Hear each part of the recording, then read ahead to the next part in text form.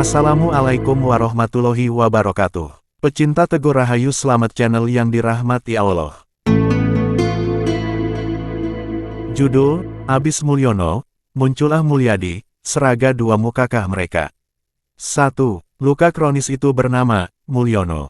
Kami dulu percaya pada wajah lugu dari Solo, pada sosok kurus bersahaja yang tak segan masuk gorong-gorong. Ia bukan siapa-siapa, katanya, hanya anak rakyat yang ingin mendengar langsung keluh rakyat. Wajahnya tak pernah marah, suaranya lembut, dan bajunya selalu kemeja putih polos.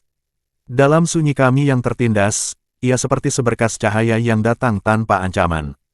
Namanya Jokowi, tapi kami lebih suka menyebutnya Mulyono, nama yang kami pilih sendiri sebagai simbol cinta kami padanya. Seorang lurah yang menembus istana, seorang pedagang mebel yang melawan para oligarki. Kami bangga memilikinya, kami jaga namanya, kami bentengi dari fitnah, kami doakan dalam tiap sujud kami. Tapi kami lupa, bahwa wajah bisa dipoles, suara bisa dimodulasi, dan gorong-gorong bisa jadi panggung. Hari-hari berlalu, lalu kami lihat anaknya mencalonkan diri, seperti tak ada konstitusi yang dilanggar. Kami lihat jaksa, hakim, dan ketua partai menjadi sekutu. Kami lihat lembaga negara berubah jadi boneka. Kami bahkan mulai bertanya, dari mana ijazahnya? Kami dulu tak mau percaya. Tapi saat satu demi satu janji dikubur, dan demokrasi dibunuh pelan-pelan, kami sadar. Mulyono telah pergi. Yang tinggal hanyalah kulitnya, bayangannya, citranya. Kami menangis sejadi-jadinya dalam diam. Luka itu tak berdarah, tapi menganga, dan bernanah. Harapan kami diremukkan oleh tangan yang kami menangkan. Doa kami dikencingi oleh kekuasaan yang kami lahirkan. Kami tak tahu harus berharap pada siapa lagi. Tapi dalam sunyi yang lain, sebuah nama mulai terdengar. Mulyadi, bukan presiden, bukan jenderal, bukan anak ketua umum. Hanya seorang pria tua yang berjalan dari kampung ke kampung, memeluk yang papa, menegur yang lalim. Apakah ini harapan baru, atau bayangan lama mukanya yang beda, namun cahayanya berbeda? Kami belum tahu. Tapi kami mulai membuka mata. Sebab luka ini tak bisa dibiarkan bernanah, dan luka kronis itu, kami menamai Mulyono. Ia datang dari Solo, lalu menghilang di istana, bahkan Cak Nun saat kesambet, menamainya si Piron. Dan entah dari mana, Mulyadi muncul. 2. Panggung pencitraan. Sejak awal, kami tak pernah benar-benar tahu siapa Mulyono. Kami hanya tahu apa yang disiarkan, dipotret, dan disebar. Ia masuk pasar dan kamera menyala. Ia tersenyum pada pedagang, dan drone pun terbang. Ia duduk bersila di lantai, dan ratusan akun relawan berlomba membagikan. Ia menjadi ikon rakyat, tapi apakah ia benar rakyat? Kami semula mengira itu ketulusan. Tapi kini kami paham, itu produksi. Ada tim kreatif di balik senyum itu, ada manajer konten di balik baju putih polos. Panggung itu terlalu sempurna untuk jadi spontan. Dan kami hanya penonton yang diajak percaya bahwa semua itu nyata. Pencitraan memang bukan dosa, kami tahu. Tapi jika seluruh fondasi kepemimpinan dibangun di atas citra, maka yang berdiri bukan pemerintahan, tapi ilusi. Kami tak tahu kapan peran itu dimulai, tapi kami sadar, ia tidak lagi jadi manusia. Ia telah berubah menjadi merek dagang. Jokowi tanda merek dagang. Dijual dengan murah ke hati rakyat, lalu digunakan untuk menancapkan kepentingan keluarga dan kroni dengan barbar. Kami mulai muak, bukan karena ia berubah, tapi karena ia berpura-pura tetap sama. Ia masih memakai baju putih dan berbicara lembut, tapi tangan di belakangnya menusuk demokrasi perlahan-lahan, namun dengan begitu gila. Ia masih turun ke jalan, tapi rakyat dibiarkan kelaparan di pinggirnya.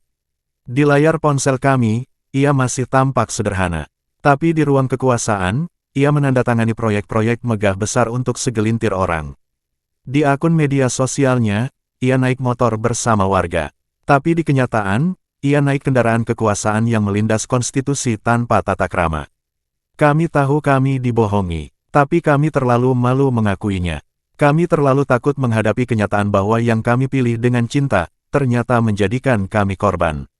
Kini, di tengah kehampaan itu, kami melihat Mulyadi. Ia bukan aktor, bukan produk pencitraan. Belum, atau mungkin belum saja, tapi setidaknya, belum ada panggung. Belum ada kamera. Yang ada hanya langkah-langkah kaki, suara serak, dan peluh yang menetes bukan untuk pertunjukan. Kami belum berani percaya, tapi kami mulai ingin melihat, tanpa disuruh menonton, jangan sampai fakta yang akan terjadi justru sebaliknya lagi, nauzubillah. 3. Harapan baru atau bayangan lama, cuma wajahnya yang beda. Kami nyaris tak punya harapan lagi. Lalu dari tengah reruntuhan kepercayaan, muncul suara serak yang menembus dinding ketidakpedulian. Ia tidak datang dengan seragam atau protokoler. Ia datang dengan sandal jepit, dan sapaan yang tak dibuat-buat. Nama itu, Mulyadi. Ia menyapa bukan dari podium tinggi, tapi dari balai-balai rumah rakyat. Ia menegur bukan di depan kamera, tapi di hadapan para pemangku jabatan yang selama ini kebal teguran. Ia tak segan memarahi kepala desa yang memalak bantuan, atau memeluk nenek tua yang ditinggal negara. Kami yang patah, menoleh.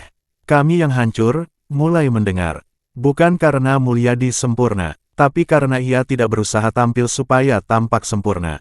Ia tidak menciptakan pencitraan, dan justru karena itu, ia mulai terlihat nyata. Ia datang bukan membawa janji, tapi menagih nurani. Ia tak menjanjikan langit, tapi mengajak menata bumi. Ia tak bicara tentang mimpi besar, tapi menyingkap luka-luka kecil yang selama ini ditutupi baliho para calon. Apakah ini harapan, atau hanya ilusi baru yang lebih pintar menyamar? Dengan jujur, kami tak bisa menjawabnya sekarang. Tapi kami tahu satu hal, ia tidak menuntut kami percaya. Ia hanya berjalan, dan kami, perlahan, memilih mengikutinya. Bukan karena sugesti, tapi karena getaran yang lama hilang dari ruang publik, yaitu kejujuran. Akan datang kepada manusia tahun-tahun penuh tipu daya. Orang pendusta dipercaya, orang jujur didustakan, pengkhianat diberi amanah, dan orang amanah dianggap pengkhianat. Hadis riwayat Ahmad.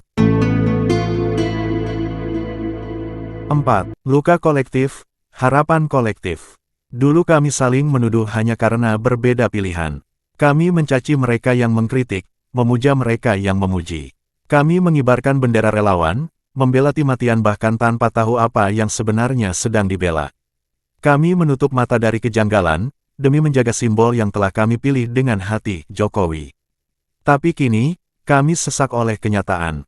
Luka kami serupa. Kami yang dulu berseteru kini duduk satu meja, mengakui betapa kami sama dikhianati.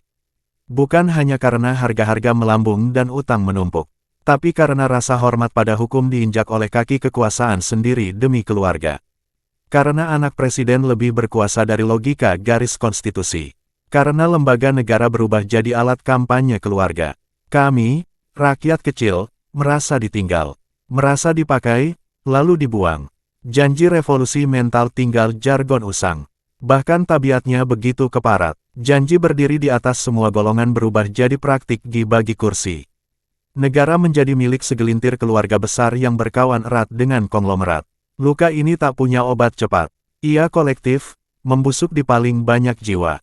Tapi luka yang sama bisa jadi awal penyembuhan bersama. Dan mungkin, si Mulyadi datang pada waktu yang tak dikasangka. Bukan untuk menyembuhkan secara instan, tapi untuk menyatukan serpihan rasa sakit yang tersebar di hati rakyat. Kami melihat dia tak menjanjikan bulan. Ia tak menggandeng partai besar, tak sibuk membangun dinasti.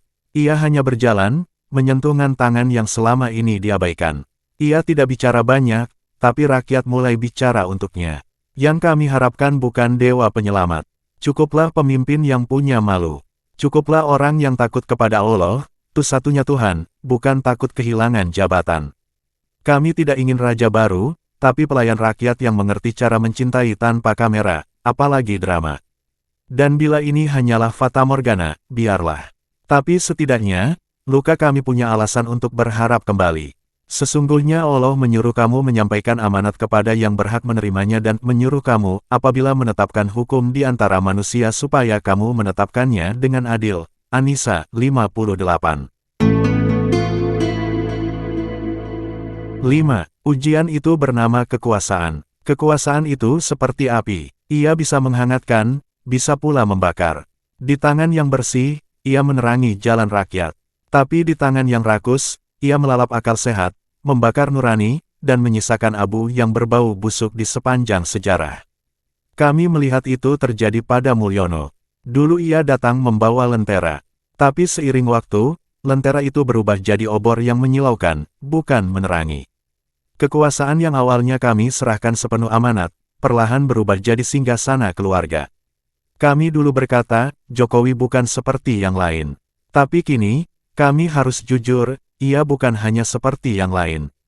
Ia lebih parah karena disertai kepura-puraan melebihi Durno. Dan kini, angin baru mulai berembus. Mulyadi berjalan membawa api kecil dalam dadanya. Api yang mungkin sama seperti dulu Mulyono bawa. Ia berjalan dengan kesederhanaan yang menyentuh, teguran yang lantang, dan hati yang tampak jernih. Tapi kami tahu, ini baru permulaan kisahnya. Ujian sejati bukan saat tak punya kuasa, tapi saat semua pintu kekuasaan terbuka. Kami tahu, jika kelak ia sampai ke panggung besar, godaan itu akan datang, kekuasaan, wanita, uang, dinasti, proyek. Semua itu akan menggerogoti lan-pelan. Dan bila Mulyadi tak kuat, ia bisa jatuh ke lubang yang sama. Bahkan lebih dalam, karena ekspektasi rakyat kepadanya teramat besar. Maka kami berdoa, bukan agar ia menang, tapi agar ia tetap waras. Agar ia tetap tahu siapa dirinya dan siapa yang diwakilinya. Kami tak butuh pemimpin yang sempurna, hanya yang takut kepada Allah, Tuhannya. Kami, rakyat kecil, tak punya senjata kecuali suara. Tapi suara kami pernah melahirkan harapan. Kami hanya minta satu hal, jangan hianati harapan itu lagi. Jangan ulangi luka yang belum sembuh. Sebab jika luka itu kau robek lagi, maka bukan hanya satu orang yang jatuh. Tapi harapan seluruh bangsa bisa padam. Dan, janganlah kamu mengikuti hawa nafsu, karena ia akan menyesatkan kamu dari jalan Allah. Sesungguhnya orang-orang yang sesat dari jalan Allah akan mendapat azab yang amat berat. Quran Surat Shot 26. 6. Menuju klimaks, Mulyadi dan ujian fitnah agama. Setiap pemimpin yang tumbuh dari peluh rakyat, tak akan pernah melenggang tenang ke atas. Jalan mereka akan dipenuhi ranjau, bukan hanya dari lawan, tapi dari jebakan sistem yang takut kehilangan kendali. Dan kini, serangan itu mulai menjurus pada satu titik yang paling sensitif, isu agama. Mulyadi bukan hanya difitnah korup, ia kini dituduh menyamar, disebut bukan seorang muslim. Bahkan ada yang menudingnya sebagai pemeluk Hindu yang licin menyelip di balik tradisi lokal. Fitnah ini membusuk dan menyebar. Potongan video direkayasa, fotonya saat menyambangi pura dan perayaan adat dikuliti tanpa konteks. Kunjungan hormatnya pada tokoh lintas agama diputarbalikkan seakan ia baurkan akidah. Dan sayangnya, sebagian umat yang lelah dikhianati kekuasaan, justru mudah terpapar oleh jebakan kabar yang sengaja dimainkan. Tapi siapa Mulyadi, jika bukan anak kampung yang tumbuh dari keringat dan tradisi Islam tanah Sunda? Ia sejak kecil terbiasa ikut ngaji di surau desa. Dalam orasinya, tak jarang ia mengutip ayat suci, membela pondok pesantren, dan bersimpuh di makam ulama berkaromah sambil memimpin tahlil. Ia bukan penghafal Al-Quran, tapi ia jujur dalam pengabdiannya. Dan kejujuran itulah yang kini dibidik, karena terlalu terang untuk kekuasaan yang gelap. Kami sadar, kami ini rakyat yang dikecewakan oleh pencitraan, bukan iman. Karena itu, kami ingin pemimpin yang satu kata dan perbuatannya, dan yang tak meragukan sisi keislamannya. Dalam suasana yang semakin panas, kami tak akan lagi tertipu seperti dulu. Kami sudah pernah percaya kepada seseorang yang tampak merakyat, yang sering salat berjamaah di kamera, tapi pada akhirnya menjadi alat kekuatan asing dan elit tamak. Kami tidak ingin dua kali ditikam oleh harapan palsu. Kami tidak ingin pemimpin yang sekadar terlihat akrab dengan umat Islam. Kami butuh pemimpin yang berdiri bersama Islam, yang jelas komitmennya pada syariat, dan yang teguh dalam menjaga marwah umat. Maka jika ada keraguan terhadap akidah seorang calon pemimpin, itu bukan perkara sepele, itu soal pondasi. Isu ini boleh jadi fitnah, tapi kami tidak akan membiarkannya berlalu tanpa tabayun. Kami akan mencari kebenarannya, bukan dengan emosi, tapi dengan iman Islam dan akal sehat. Jika ternyata Mulyadi benar seorang muslim yang lurus, maka fitnah ini adalah tanda bahwa dia sedang diuji Allah seperti para pemimpin amanah yang pernah dicoba zaman ke zaman. Dan jika ia terbukti berpura-pura, maka biarlah rakyat sendiri yang akan menjatuhkan vonis di hati mereka, bukan oleh settingan media dan tukang framing digital. Namun sejauh ini, ia menunjukkan keberpihakan yang tulus kepada umat. Maka kami wajib mengklarifikasi dengan adil, bukan dengan caci maki. Hai orang-orang yang beriman, janganlah kamu mengambil orang-orang di luar golonganmu menjadi pemimpin, mereka tidak henti-hentinya menimbulkan kemudaratan bagimu. Ali Imran 118. 7. Ketika harapan tak boleh mati. Dulu, kami berdiri di barisan terdepan. Kami tepuk tangan saat Jokowi turun ke Ronggorong. Kami bersorak saat ia menyumbang sepeda. Kami sebut dia pemimpin harapan rakyat. Tapi waktu membuktikan, kami dibuai oleh akting, bukan integritas. Kami dipoles dengan narasi, bukan perubahan hakiki. Kini, luka itu masih menganga. Bukan hanya karena harga naik, utang negara menggunung, atau korupsi yang merajalela, tapi karena kami merasa dikhianati. Janji suci yang dulu terdengar seperti azan kini berubah jadi suara azab. Kami melihat hukum diinjak, konstitusi diperkosa demi anak haram kekuasaan. Semua itu dilakukan atas nama stabilitas, padahal sejatinya demi kekalnya dinasti. Namun rakyat bukan bebek abadi. Kami mungkin bisa dibohongi sekali, tapi tidak untuk selamanya. Dan dari luka itu, muncul satu keyakinan baru. Kami harus belajar menolak pencitraan, dan memilih dengan hati yang bersih serta mata hati yang tajam. Maka ketika nama Deddy Mulyadi muncul di tengah keputusasaan itu, kami menengok dengan curiga, lalu perlahan mulai membuka hati. Bukan karena ia sempurna, bukan karena ia tak punya celah, tapi karena ia jujur apa adanya. Ia hadir bukan untuk mempermainkan kesederhanaan, tapi karena ia memang berasal dari kesederhanaan itu sendiri. Ia tidak rapura peduli, karena kepeduliannya bukan gimik. Ia tak sibuk menggenggam kuasa, tapi berani menyambangi rakyat, meski tanpa jabatan. Tentu kami tetap waspada. Kami belajar dari masa lalu. Kami harus dan akan tabayun. Tapi kami juga tahu, kalau kami terus disuguhi wajah lama yang penuh topeng, maka bangsa ini akan terus terjerembab dalam lingkaran tipu daya muslihat keji. Dan sejarah selalu mencatat, perubahan tak datang dari istana, tapi dari jiwa rakyat yang bangkit. Maka kini, rakyat punya dua pilihan, diam dan pasrah di arah kekuasaan seperti bebek tanpa kepala, atau bangkit dan memilih jalan baru, jalan yang mungkin tak semulus jalan tol buatan penguasa, tapi setidaknya jalan yang tak dibangun dari utang dan kebohongan. Jika Mulyono telah menutup satu babak penuh luka, maka Mulyadi adalah kemungkinan babak baru, yang tidak sempurna, tapi masih menyisakan harapan. Dan harapan itu adalah kekuatan terakhir rakyat yang tak boleh direbut, apalagi dimatikan. Ketika kejujuran menjadi barang langka di istana, maka rakyat harus mencarinya di pasar kecil, di pinggiran jalan, di rumah tua, sebab di sanalah kejujuran dilahirkan, dibesarkan, dan akhirnya dibunuh oleh pencitraan. Dan kini, kami tidak ingin jadi rakyat yang diam. Kami ingin jadi rakyat yang melek, yang tajam melihat, dan tegas memilih. Karena, barang siapa yang tidak peduli urusan umat Islam, maka ia bukan bagian dari mereka. Hadis riwayat Al-Hakim. Mulyadi bukan Mulyono, karena rakyat tak mau disakiti dua kali. Kami pernah berharap pada seseorang yang kami kira anak kandung rakyat. Tapi kini kami tahu, ia hanyalah anak asuh elit yang disusupkan lewat kerendahan rapura. Kami terbius oleh potongan narasi heroik, naik motor, blusukan, masuk selokan. Namun hari ini, semua itu jadi ironi. Jalan tol dibangun, tapi jalan keadilan dibongkar. Bendungan diresmikan, tapi bendungan nurani rakyat dijebol.